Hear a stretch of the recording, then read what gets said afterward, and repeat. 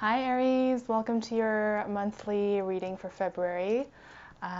This reading is for Aries Sun, Moon, Rising, and Venus. It might not resonate with all of you, but take from it whatever will serve you best, and don't forget to check your other placements. And please give us a like, a comment, and subscribe if you are new here. Would really appreciate it. So let's take a look at your current energy. What's the current energy for Aries? There's a card that just wanted to come out, but decided not to. Queen of Cups. What else is the current energy for Aries right now?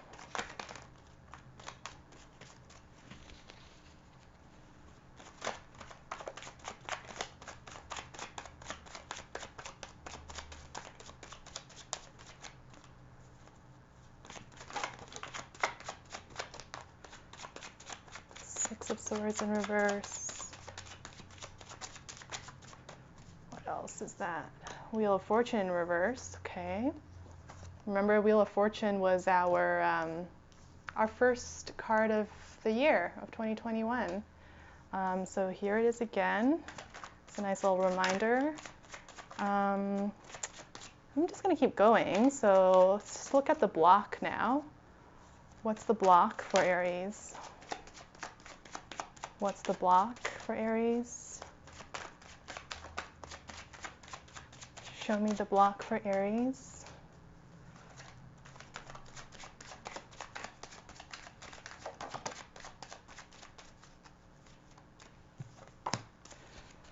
Four of Pentacles in reverse. Two of Swords in reverse. Okay, and we're going to go through all of these, don't worry. But show me what's emerging. What's emerging? Magician.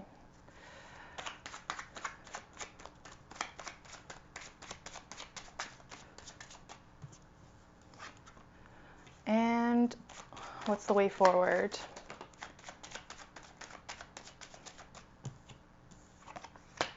Seven of Pentacles. Okay.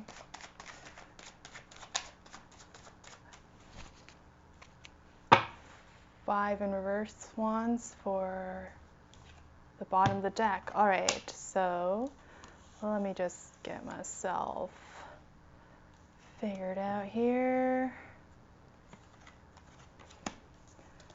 Okay, Aries, there has been, you're on a journey. You're on a journey of, and right now, that point in the journey you're in is leaving behind. Some of you are still healing from hurt from the past. There's some old wounds at play. Queen of Cups here suggests it could be something to do with an ex. It could be something to do with a relationship that didn't work out, or yeah, there's a longing quality going on here. But you know that you need to move forward. You know that the Wheel of Fortune is calling you to better things, is calling you to move on, and to not stay stuck in the past, and to not keep dwelling on the past. So there's a bit of a tension here going on, because I think right now, even though outwardly you may have taken some steps to move forward from this person, to move away from this person, maybe have a break, or even completely cut them off, just depending on the nature of the relationship. Even though you've taken some practical steps towards that, your heart is still with them.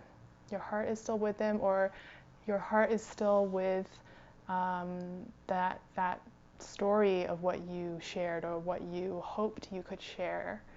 So yeah, there's a bit of a conflict going on in terms of staying and going, or still feeling pulled towards this person and wondering, constantly wondering about them, thinking if they're thinking about you, all of that kind of inner rumination. So in terms of the block, right, we have Two of Swords in reverse, and that's the indecision I'm talking about.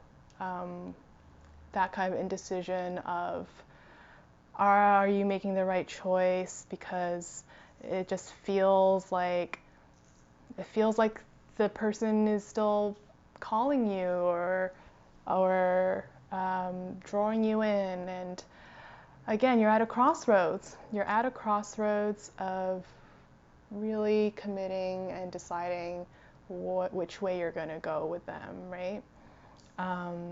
And that's causing you to feel unstable. It's causing you to feel insecure. Insecurity and indecision right now, for some of you, are kind of the two biggest blocks going on, the two biggest blocks that are preventing you from seeing the full picture of the Wheel of Fortune, of seeing the full journey that you're on. And so what is emerging, as we saw, is this Magician who is in reverse. The Magician in reverse is what's coming out. At the moment, the magician within you, the magician in you that is capable of manifesting a new future, of manifesting a way forward, like the two cards here really work together powerfully. At the moment, the magician is somewhat in hibernation because, again, you're a little too fixated here in the present, not even the present, in the past. You're too fixated in the past and too fixated in your thoughts right now, where you're constantly just playing out all these different scenarios, all these different desires and fantasies of, you know, what you want to happen with this person, but that's making you lose focus on yourself as the provider of everything you need in your life, of everything you can achieve, of everything you're capable of. And so the way forward, Seven of Pentacles here, it's about self-cultivation. This is that card. The way forward for you is to really actually focus on yourself at the moment and to grow your own self-knowledge, grow your own confidence, grow your own skills.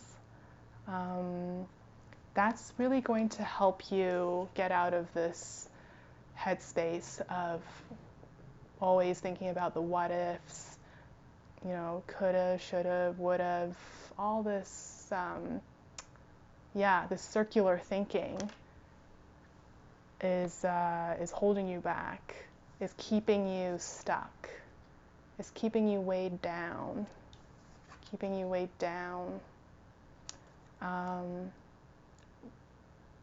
The way forward for you, Aries, is kind of like snapping out of that ruminating and getting down to work on yourself, and bringing out the magician in you. Let's finish by looking at your love forecast. What's the love forecast for Aries?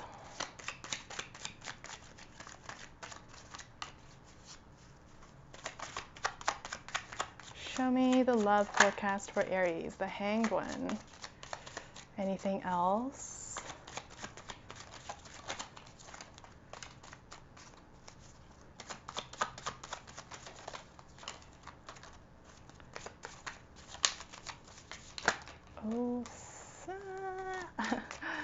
Okay, what did we have here? Two of Swords again. See? Two of Swords again, and the Chariot. Okay, this is interesting because you're kind of getting opposing messages here in terms of love forecast. So, again, this is the choice you're going to make. And right now, it might be hard to see what the choice is until you've spent some time in terms of cultivating or recultivating yourself. You might still be stuck in this Two of Swords position for a while. But let's say once you have gained a little more clarity, you're going to kind of have two paths going forward in terms of your love life, or two points of attack, or not attack, but two approaches. That's what I'm trying to say. So number one, some of you, it's going to be about just surrendering to what is coming your way. Not actively, right now, not actively pursuing anything, right? Especially if, again, you're dealing with this person from the past and maybe you are trying to get things to work, or maybe you are trying to, figure out this connection that's been really putting you in an insecure place that you're not sure about. For some of you, the solution is really going to be kind of sitting back and seeing what happens and not forcing anything, because you also don't know what else the world's going to throw at you. It could be a completely new person. It could be someone you never considered at all before, but who's been there all along. You honestly don't know. It could be a complete stranger. Like, the advantage of being in the position of the Hanged One is that you are at peace. You don't have to worry about, do I do this and then do I do that, and then, oh, they just did this, so now I have to. There's none of that like strategizing that gets so exhausting. You can be in a position of just trusting that if they're meant to be coming into your life, and if you're meant to be attracting a certain person, it's going to happen. It's going to happen by you surrendering to the process, surrendering to all the possibilities that could come out of it. So that's one way. That's one potential outcome. The second one, for some other of you, is going to be taking a much more active and sort of aggressive approach.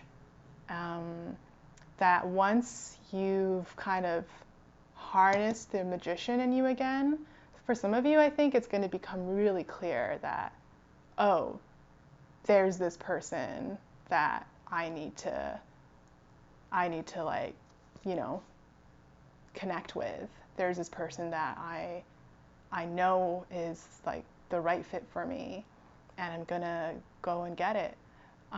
Even if it's not a specific person that you have in mind, you're going to gain a lot more clarity about the kind of person you want to partner up with, you want to connect with, you want to get to know.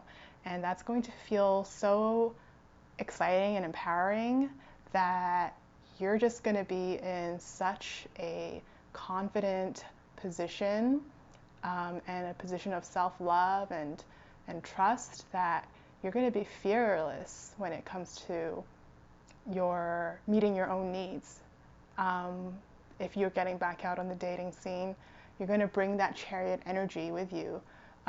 Chariot also is Cancer card, so could have a little bit of Cancer energy going on with a potential match, right? So it's interesting that these two approaches are basically the opposite, and That's what you're going to have to figure out.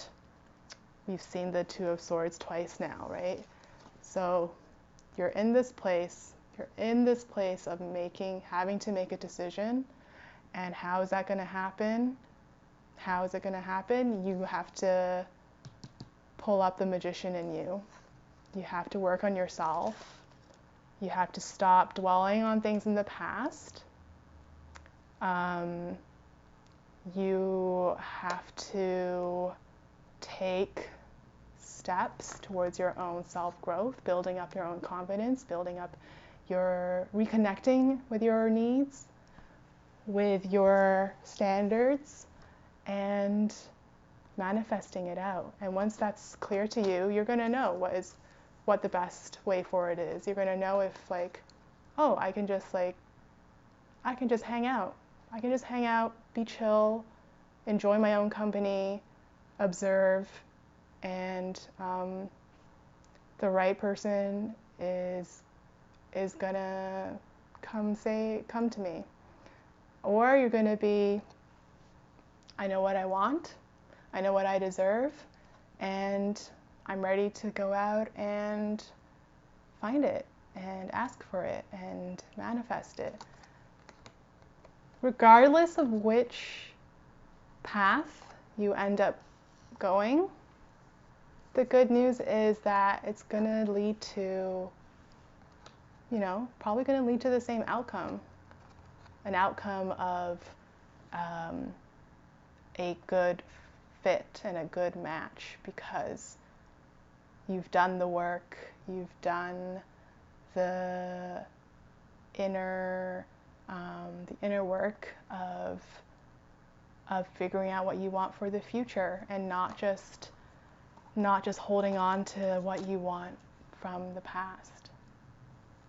All right, so Aries, that was your February reading with a bit of love mixed in.